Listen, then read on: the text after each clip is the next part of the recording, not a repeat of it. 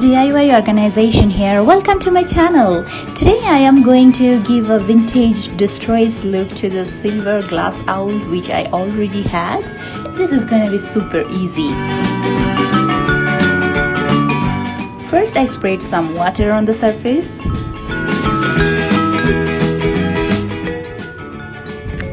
Then sprayed the gold paint just on top of it because I didn't want the whole thing to look completely gold.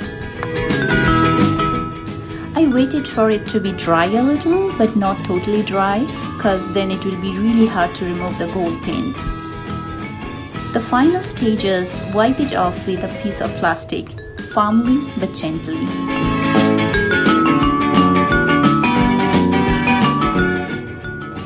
And you get the desired look you wanted less than an hour. Isn't that great?